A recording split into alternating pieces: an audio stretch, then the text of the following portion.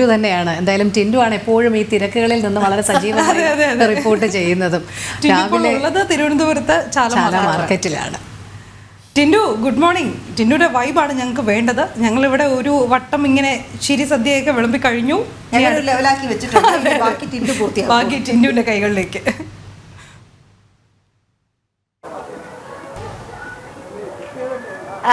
മൂന്ന് പേർക്കും നമസ്കാരം. മൂന്ന് പേർ നല്ല സുന്ദരിയായിട്ടുണ്ടേ. അപ്പോൾ ഞാനിപ്പോൾ നിൽക്കുന്നത് ചാല മാർക്കറ്റിലാണ്. പൂക്കടയിലാണ് നിൽക്കുന്നത്. നേരത്തെ അനു സൂചിപ്പിച്ചിട്ടുണ്ടായിരുന്നു എല്ലാം ഇൻസ്റ്റൻ്റായി കഴിഞ്ഞു എന്ന്. പക്ഷേ എല്ലാം നമുക്ക് ഇൻസ്റ്റൻ്റായി കഴിഞ്ഞു എന്ന് പറയാൻ സാധിക്കില്ല. പൂക്കളെ നമുക്ക് ഒരിക്കലും ഇൻസ്റ്റൻ്റായിട്ട് കാണാൻ സാധിക്കില്ല. അപ്പോൾ നമ്മൾ ഇത്തവണ ഈ ഓണത്തിൻ്റെ പ്രത്യേകത എന്ന് പറയുന്നത് പൂക്കളെ സംബന്ധിച്ചിടത്തോളം യുദ്ധഭൂമിയിൽ 2 ഭടന്മാരാണ്. കാരണം വാടാമല്ലിയെ വെട്ടാൻ വേണ്ടിയിട്ട് ഒരാളും കൂടി വന്നിട്ടുണ്ട്. നമ്മുടെ എല്ലാ വർഷവും ഈ വെള്ള ജമന്തി ഉണ്ട്. ഈ വെള്ള ജമന്തിക്ക് സമാനമായിട്ട് തന്നെ വയലറ്റ് കളറിൽ, എനിക്ക് തോന്നുന്നു വാടാമല്ലിയേക്കാളും കൂടുതൽ നല്ലൊരു കളറാണ് ഈ വയലറ്റ് കളറിന്. ഇതിനാണ് ആൾക്കാർ കൂടുതലും. കാരണം നല്ല പെട്ടെന്ന് കണ്ണിൽ അട്രാക്ട് ചെയ്യുന്നത്. കാരണം ഈ വയലറ്റ് കളറാണ്. അതുപോലെ നല്ലൊരു തിളക്കവുമുണ്ട്, കുറച്ച് ലാസ്റ്റിംഗ് ആണ്. അതുകൊണ്ട് തന്നെ ഈ പൂവിനാണ് ഡിമാൻഡ് കൂടുതൽ. വെള്ളയ്ക്കും ഡിമാൻഡുണ്ട്. വെള്ളയ്ക്ക് അത്യാവശ്യം വില കൂടുതലാണെങ്കിൽ ഏതാണ്ട് 350 രൂപ വരെ വിലയുണ്ട്. അപ്പോൾ വെള്ളയ്ക്കും ഡിമാൻഡുണ്ട്. എന്തായാലും ഈ ചാല മാർക്കറ്റ് രാവിലെ 4 മണിക്ക് തന്നെ ഉണർന്നിട്ടുണ്ട്. തിരുവനന്തപുരം ജില്ലയെ സംബന്ധിച്ചിടത്തോളം എനിക്ക് തിരുവനന്തപുരം ജില്ലയുടെ കാര്യമാണ് കൂടുതൽ പറയാൻ സാധിക്കുന്നത്. കാരണം ഞാനൊരു തിരുവനന്തപുരത്തുകാരിയാണ്. അപ്പോൾ തിരുവനന്തപുരം ജില്ലയെ സംബന്ധിച്ചിടത്തോളം ആളുകൾ ഏറ്റവും കൂടുതൽ അത്തപ്പൂക്കളത്തെ കാട്ടി എനിക്ക് തോന്നുന്നു കുറച്ചുകൂടെ പ്രയോറിറ്റി കൊടുക്കുന്നത് ഈ വിളക്കൊരുക്കുന്ന ചടങ്ങാണ്. ഉത്രാട ദിനത്തിൻ്റെ അന്ന് വൈകുന്നേരം വീട് ചാണകമൊക്കെ തളിച്ച് വൃത്തിയാക്കി എല്ലാ സാധനങ്ങളും ഒരുക്കി കഴിഞ്ഞു. ഒരു 3 മണിക്ക് ശേഷം പിന്നെ വാഴയില പോലും വെട്ടില്ല. കാരണം 3 മണി കഴിഞ്ഞാൽ ഓണം തുടങ്ങിയെന്നാണ് പറയുന്നത്. ഈ വാഴയിലയൊക്കെ വെട്ടി നാളത്തേക്കുള്ള തേങ്ങയൊക്കെ ഉടച്ച് വെച്ചതിന് ശേഷമാണ് വിളക്കൊരുക്കുന്നത്. വിളക്കൊരുക്കുന്നതിൽ പ്രധാനിയാണ് പൂവെന്ന് പറയുന്നത്. ഒരു പ്രത്യേക ഭംഗിയിലാണ് വിളക്കൊരുക്കുന്നത്.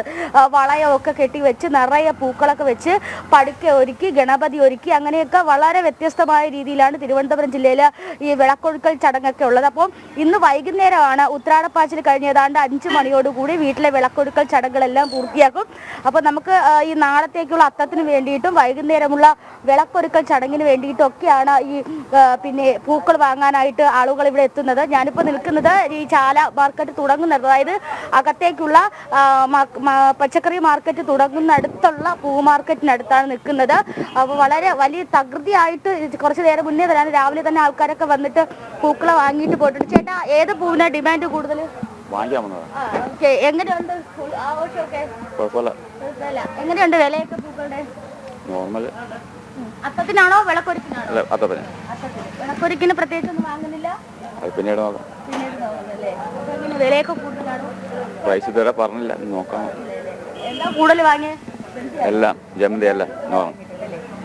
അതാണ് ഈ വിളക്കൊരുക്കിനൊക്കെ വൈകുന്നേരം വാങ്ങുന്നേ ഉള്ളൂ. ഇനിയിപ്പോൾ ആദ്യം വാങ്ങുന്നത് അത്തത്തിനാണ്. അപ്പോൾ ഈ പൂ മാർക്കറ്റും പച്ചക്കറി മാർക്കറ്റും ഒക്കെ സജീവമായിട്ടുണ്ട്. നേരത്തെ അത് സൂചിപ്പിച്ചതുപോലെ തന്നെ ഉത്രാടം എന്ന് പറയുന്നത് ഒരു വൈകുന്നേരം ആകുമ്പോഴത്തേക്കൊരു നേരത്തെ വീണ സൂചിപ്പിച്ചതുപോലെ തന്നെ ചുമ്മാ ഒന്നും വാങ്ങിയില്ലെങ്കിലും ഒന്ന് മാർക്കറ്റിലൊക്കെ കറങ്ങിക്കഴിഞ്ഞാൽ ഒരു സന്തോഷമാണ്. കാരണം ആളുകളൊക്കെ കാണാം. പിന്നെ ഒരു തിക്കിൻ്റെ ഇടയിൽ നമ്മളും സന്തോഷത്തിൻ്റെ ഭാഗമാവും. നമ്മൾ മലയാളികൾ എങ്ങനെയാണല്ലോ, കൂട്ടം കൂടുക, സന്തോഷിക്കുക. എന്ത് വിഷമം വന്നാലും കൂട്ടം കൂടി സന്തോഷിച്ച് ചിരിച്ച് കളിച്ച് തമാശകൾ പറഞ്ഞു തീർക്കും. അത് തന്നെയാണ് മലയാളിയുടെ പൊതു സ്വഭാവം.